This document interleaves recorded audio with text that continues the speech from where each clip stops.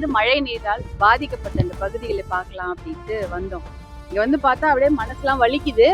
ஏன்னா இங்க வந்து பாக்குறோம் வர வழி முழுக்க பச்சை பசையா ஒரு சில இடத்துல இருக்குதுங்க. ஆனா பாதி இடத்துல தண்ணியில பயிர் முழுகி இருக்கு. பக்கத்துல ஒரு சில மாவட்டத்துல குறுவை அதுவே வந்து அறுவடை பண்ணாம அது முழுக்க அழிஞ்சு போச்சு. இப்ப இங்க வந்து சம்பா நட்டுருக்குறாங்க. அதுவும் அறுவடை 1 மாசம் வளர்ந்தது இன்னைக்கு கையில தூக்கி காட்டுறாங்க. தண்ணியில முழுகி போயிருக்குது. ஒரு மழைக்கே இதான் கதி. இப்ப வந்து வடகிழக்கு பருவமழை பெஞ்சிட்டு இருக்குது. அந்த மழைக்கு இதுதான் கதின்னா இப்ப ஒரு வருஷமா இந்த மழை பெஞ்சிட்டு தான் இருக்க போகுது. காலநிலை மாற்றம் இருந்ததால ஏகப்பட்ட மழை வரப்போகுது. இது வந்து காலங்காலமா நடந்துட்டு இருக்குது. ரொம்ப வருஷமா இதே மாதிரி மழை பெய்யுது, இதே மாதிரி பயிர் முழுகுது. ஆனா அதற்கான ஒரு நிரந்தர தீர்வு கிடையாது. இப்ப என்ன சொல்றாங்க, இந்த தண்ணி எல்லாம் வடிஞ்சிடணும்.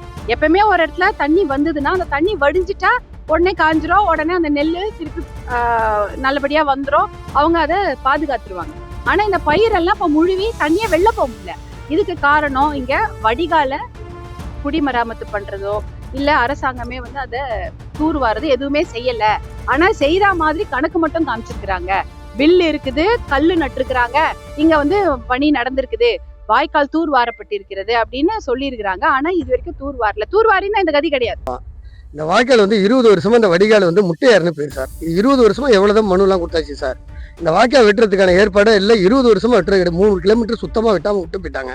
எங்களுக்கு கிட்டத்தட்ட அம்மங்குடியில ஒரு 1000 ஏக்கரை, இங்க ஒரு 1500 விளங்குடி, ஏகப்பட்டது பாதிப்பு சார். வாய்ப்பு நடவு நட்டத்திலிருந்து தண்ணி உள்ளே இருக்கு சார். இன்னுமே நாங்கள் தெளிப்பு தான் வேற ஏதாச்சும் அடுத்த மாதம் தான் சார் நடுறதுக்கு ஏற்பாடு பண்ணோம். திருப்பி எங்களுக்கு ரொம்ப மன உளைச்சலாம். கிட்டத்தட்ட ஏக்கருக்கு 15,000 20,000 செலவு பண்ணிட்டோம் சார். 2 உரம் போட்டாச்சு சார். தண்ணி இன்னும் வந்துகிட்டே தான் சார் இருக்குது. வடிகாலே சரியில்லாம வடியவே இல்லை சார்.